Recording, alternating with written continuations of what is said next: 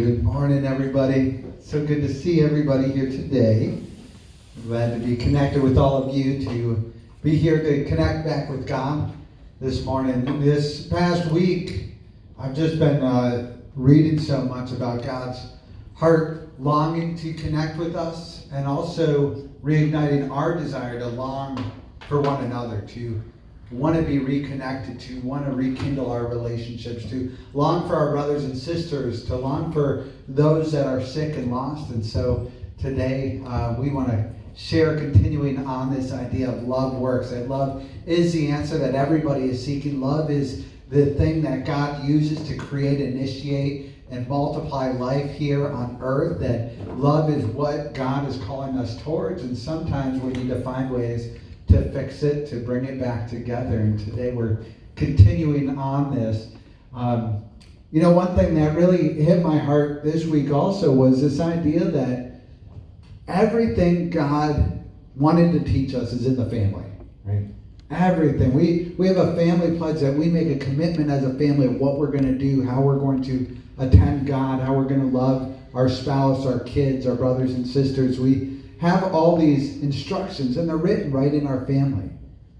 Even one thing I was reading from Father Moon was saying, God is sad that he wasn't able to hand us the textbook of being a child, and the textbook of a brother and sister, and textbook of a spouse. And these things seem so simple that sometimes we write it off. Love and brother and sister. And we go, oh, there has to be a more complex way to save this world. Oh, we need to write up big laws or big legislation, right, to fix the world, or some doctor has to come and prescribe the medicine to fix this world, when right in front of us, the answer has been there this whole time: our family, and the way of being a son or a daughter, the way to attend our parents, and the way to receive love, and the way to accept that love and return it back to our parents. That's an instruction manual for how we ought to live, and how to be a good brother or sister is the pathway for us to find unity and harmony and unite different religions, different backgrounds, different people. And the way to be a good spouse is an instruction on how we ought to love one another and create love and initiate love in all of our relationships. How to be a parent, right? God has been teaching us all along. It's been right in front of our faces. But it's really, really hard, actually. It's so simple, but it's so hard. And that's why I believe we often look for another way. Oh, maybe if I do some conditions. Honestly, it's easier sometimes than loving my brother. To pray, to do cold shower, to read more. It feels like that's easier, right? We might not say it. We might say, oh, I'm going to do this really difficult thing. I'm going to do this complex way of perfecting my heart, of being a better person, because loving our spouse might be too big of a bill to pay. We might go, oh, that sounds really hard, actually. Forgiving them, loving them, uniting with them, connecting with them, fixing relationships, it's really challenging. And so that's why I think the world is always looking. There's got to be something outside the family that we can fix this world with. But God designed one thing to guide us, to teach us, to govern this world, to be the model for the kingdom of heaven, and that's our family. And so today we're going into mending hearts. Mending hearts. How do we resolve our pain and anguish? I don't know about you, but has anybody ever been hurt by someone they really love? You have been. Wow. Okay. Has anybody ever hurt someone else? Right? Even sometimes we know we're about to do it. We're going to say the word, and we want to hold our tongue, but we still say it. We can't pull it back. And sometimes those hurts are still there. There's some relationships that you have not been able to get fully back into that intimacy yet, because there's something behind it all, right? There's some kind of hurt, some kind of pain, some kind of unspoken resentment that we're harboring or they're harboring. We know that there could be some words we could use to fix it, but it's really hard to get those words out. But we need to mend hearts. We need to find ways to resolve our love, resolve our relationships. Because when we figure it out in our family, we create a pathway for the rest of this world to start figuring it out in the bigger world, in the bigger picture. So today we're going to be talking about this desire to have relationships. Everybody here wants to have loving relationships, right? Everybody here wants to have a marriage that's actually fulfilling and exciting to be a part of, a relationship where they want to listen to you, you want to listen to them. Everybody wants a brother or sister or friend that you can fully lay out your heart to, right? You want to have those connections. You want to be able to call up your brother anytime you need to talk. We all have this desire, but oftentimes something gets in the way. And it might be easier to isolate ourselves, to spend Friday night alone watching Netflix that won't judge us, or reading a book that won't say anything to us, rather than pick up the phone and connect or go out and see people. But we desire to have these relationships. It's just hard to get there. God says, beloved, if God so loved us, we also ought to love one another. No one has ever seen God, but if we love one another, God abides in us and his love is perfected in us. Love is the key to bringing God into this world. I don't know about you, but I believe absolutely God needs to be residing in this world, that we need to make more places where God is residing. We need to have God residing in our coffee shops, in our schools, in our families. But it's not just a proclamation or some word that's going to be on a board, but it's when God's love lives within us, when we love one another, when we embrace one another. And love isn't just a kissy, lovey-dovey kind of thing, but it's about grace and generosity and kindness. It's about building one another up. There's so many facets of love that we need to invest into all our relationships so God can enter into this world. Because we are all geared for love. We're geared for relationships. God created this world with this idea that it works when we're in relationship, right? What happens when you have a gear over here and a gear over here? They can spin as fast as you want. You can even put more force on them. But if they're not connected, they're not moving anything, right? God designed us not to be a bunch of gears separated, but to be in relationship. And it's amazing how these relationships are interconnected. We have one family here that's got a brother-in-law over here that connects to this chain and that chain, and the whole world ought to be connected. But the problem is the whole world has been disconnected. And so where there should be love, where there should be relationship, where we should be able to see each other as brothers and sisters, we see each other as separate machines competing. And nothing works. It only works when it's working together. God designed us to be geared together, to be relating with one another. But what happens is we get gunk in between the wheels. We get friction between those wheels. The parts wear out because of resentments. Right? We hold something against someone else. We have jealousy and envy. Gets in between those relationships and they start to break apart. We have anger, even justified anger, but it gets in the way and starts blocking those relationships. Those gears try and churn, but then they break off. They separate.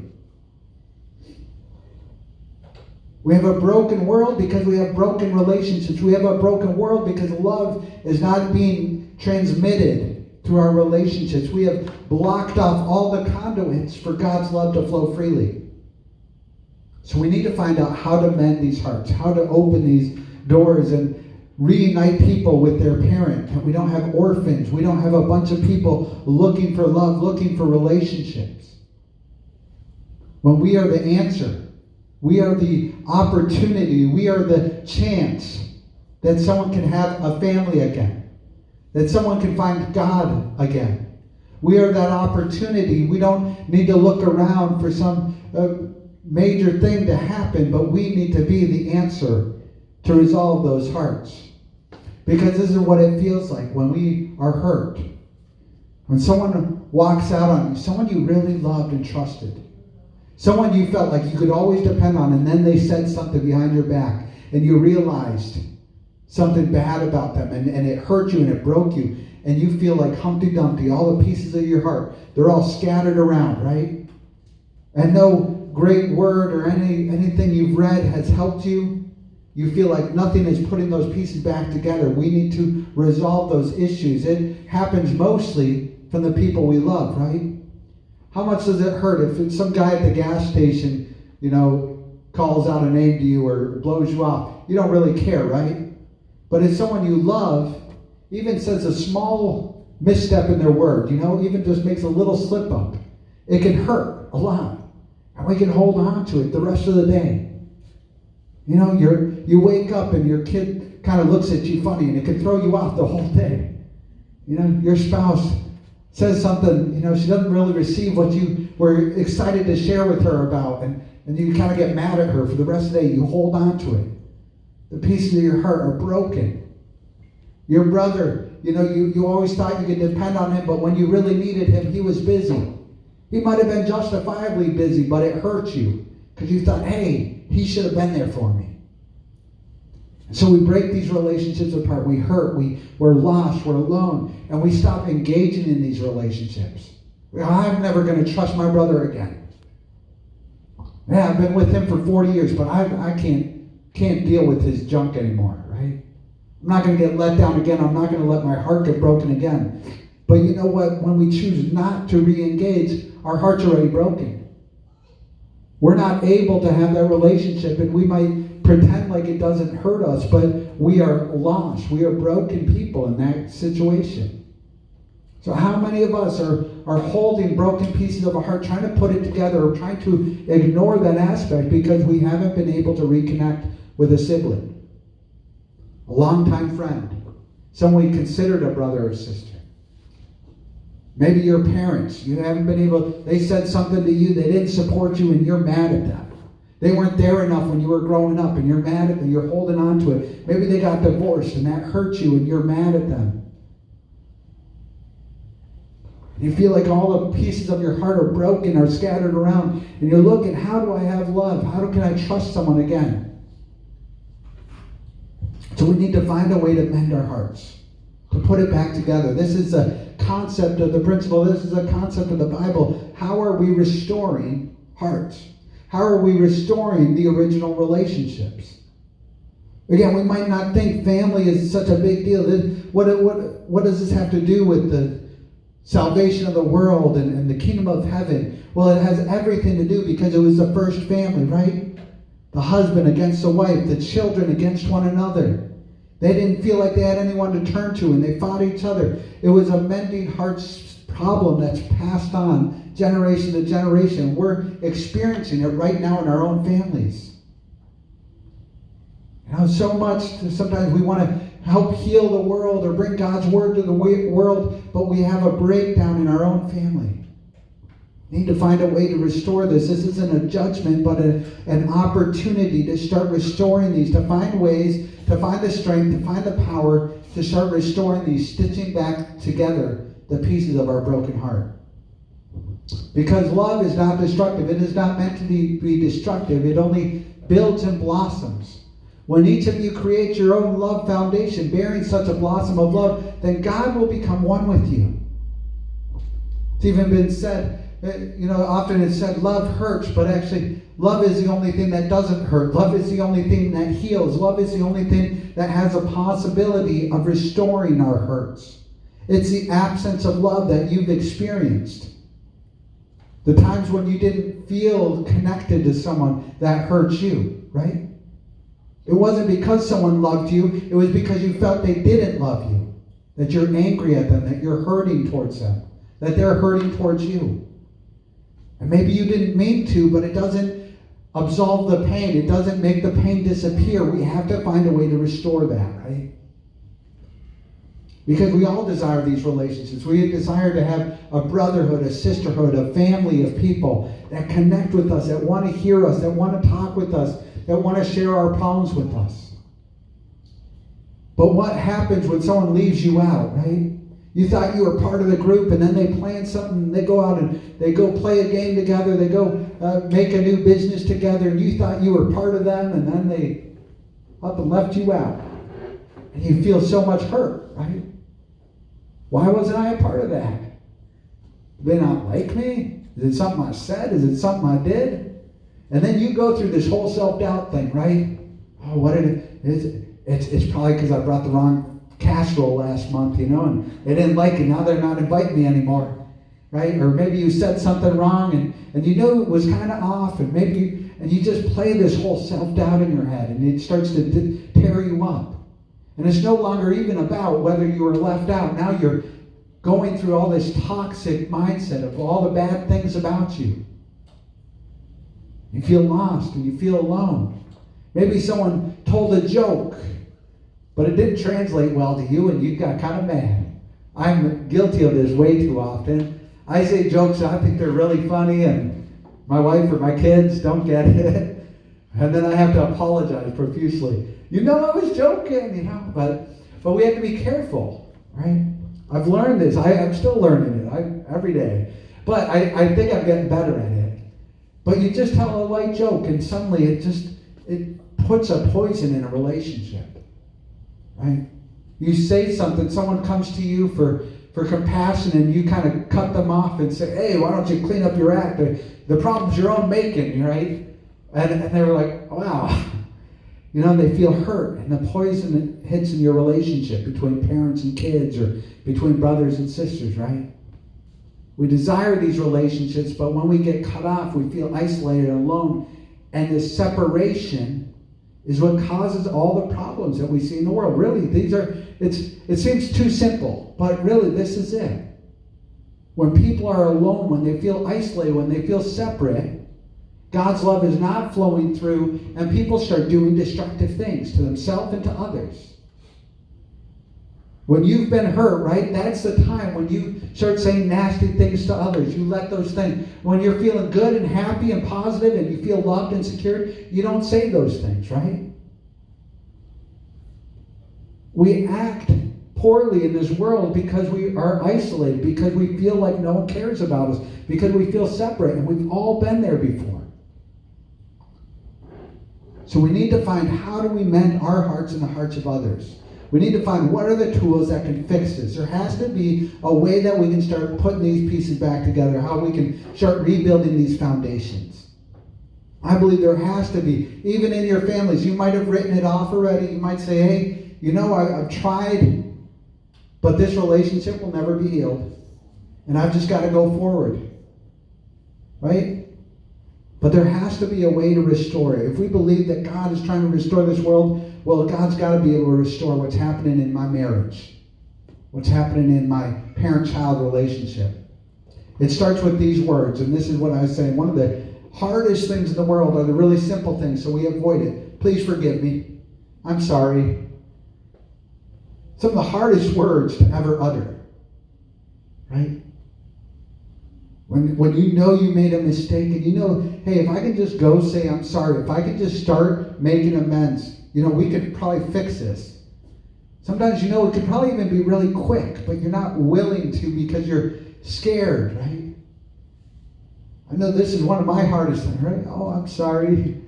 I didn't mean to do that because now I'm admitting to my mistakes, and maybe they're going to think I'm weak, or maybe they're going to, it's going to confirm what I think about myself. I don't know. It's just a really hard thing to do. But this is the first key. This is the answer. Going out and saying, I'm sorry. Going out and saying, hey, please forgive me. Going out and saying, hey, I made a mistake. Opens a doorway. It opens a doorway. It doesn't fix everything, but it opens the door for things to be fixed, because only love can explain this. Only God's love can work this kind of magic to restore a broken relationship, a marriage that's been in the gutter for 10 years, a parent-child relationship that's been disconnected. Only God's love can do the magic that fixes it. Love opens every door, including the door to the kingdom of heaven. So saying, I'm sorry, saying I was wrong, saying I hurt you, is the first way to open up that door to let God's love in. Right? The first way that we open that door. And it's so hard sometimes, it's so challenging, but we need to open this door and let God do the work. We need to open the door to let His love flow through to resolve that deep pain that you feel. And oftentimes you're going to do it for things that you don't even feel responsible for, quite frankly, right? How many times have you hurt someone and you didn't mean to, or maybe it was just a business decision, maybe it was just a company decision. You weren't trying to hurt them, but it hurt them anyways. And you know they're holding it against you, but you don't really feel responsible for it. Or you think, hey, you know what? He can take responsibility for himself and realize he should have stood up more. He should have taken, more of a decision in that. And he could have fixed it himself, right? And so we don't want to say sorry. But we've got to open this door. And it doesn't mean you're assuming all the blame, but you're opening a door for God's love to come in. There's three big things that we hear in the principle, right? To resolve relationships. This is restoration here. Now, we always use this word of restoration. I felt very disconnected from it because it's something on a global, national level that has nothing to do with me. But when it comes to my marriage, it has a lot to do with me. When it comes to my relationship with my parents, it has a lot to do with me. We have to fix these relationships, and we have these principles, right? So there's lesser indemnity, equal indemnity, and greater indemnity.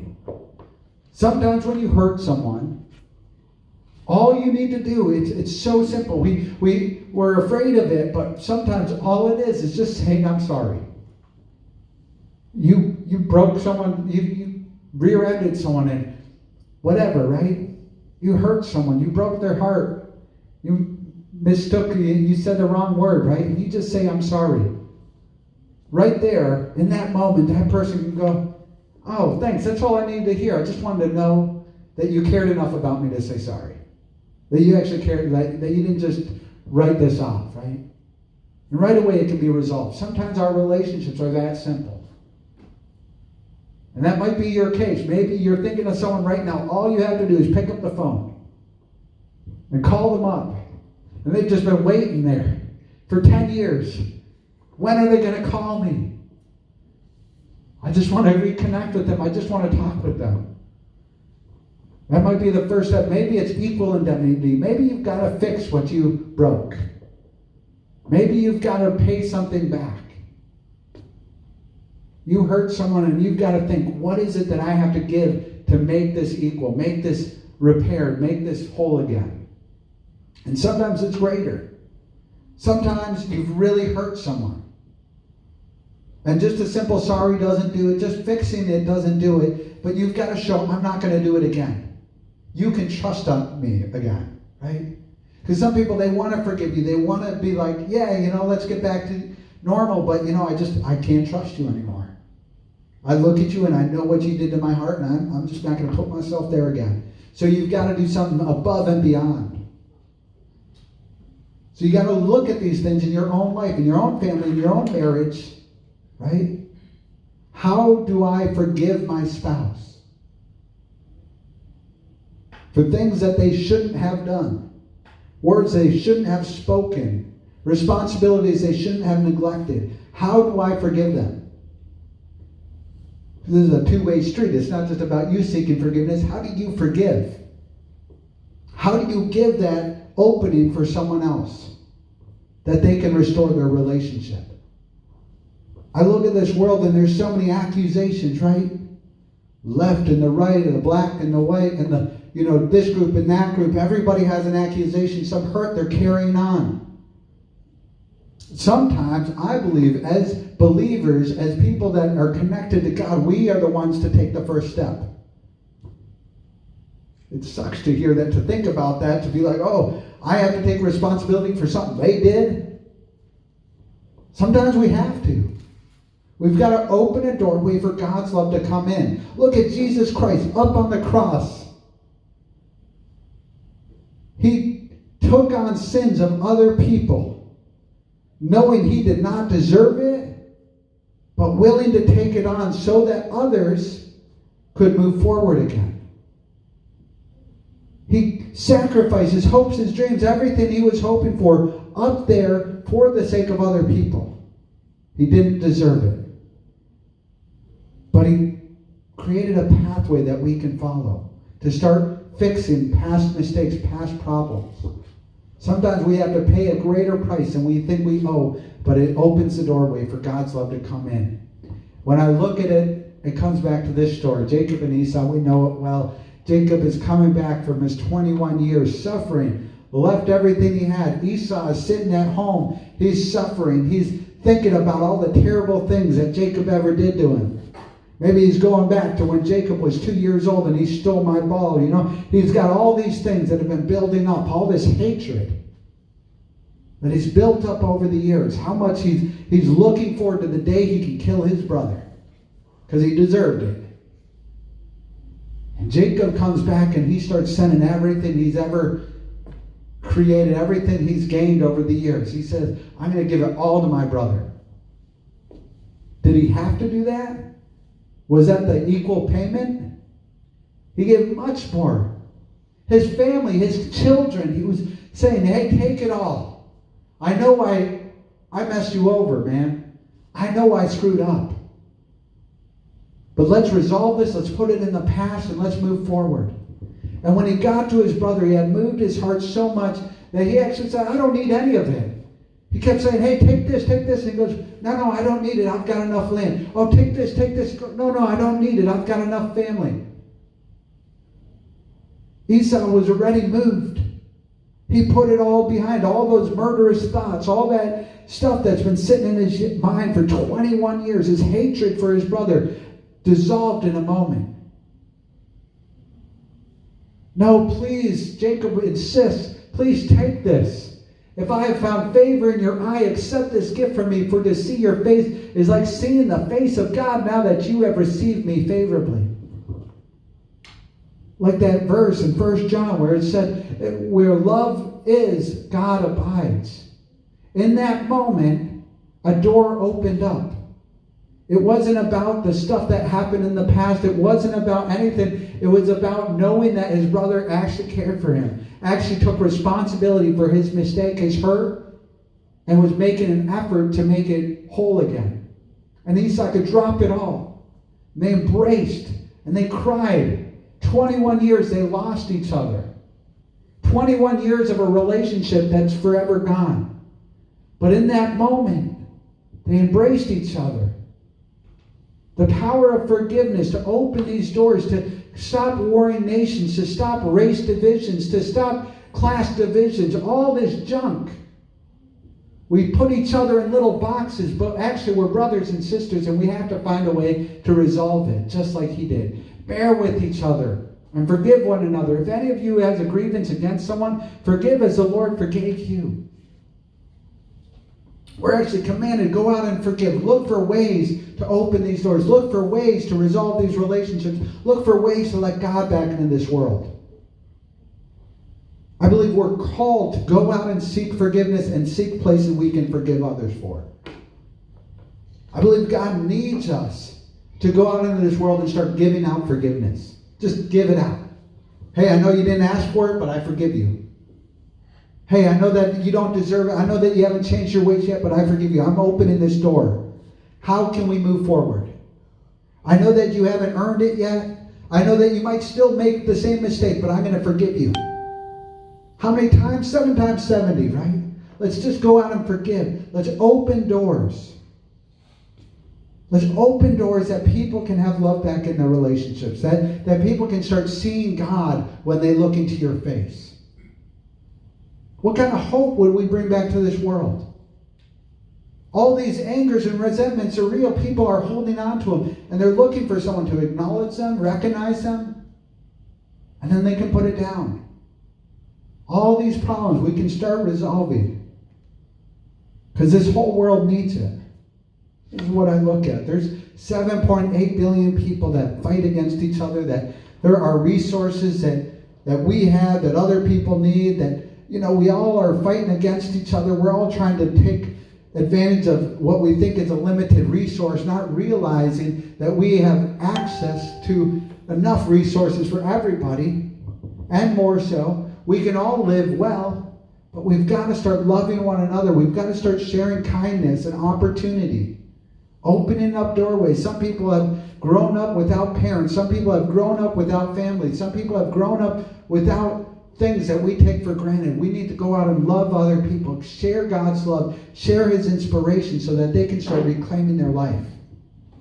It doesn't mean you have to provide everything for them, but we need to open a doorway that God's love can start resolving what's in their heart. and move them forward. We always remember this slogan, forgive, love, unite. It starts with forgiveness.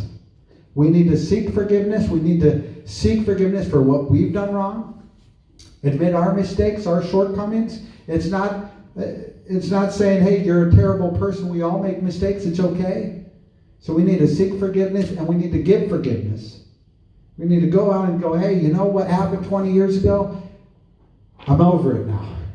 Let's move on. Let's rebuild this relationship. And then we need to seek to love, which means to give, to invest in others. To seek, how can I build you up? How can I give into your life? How can I invest and make you a better person? And then we can unite.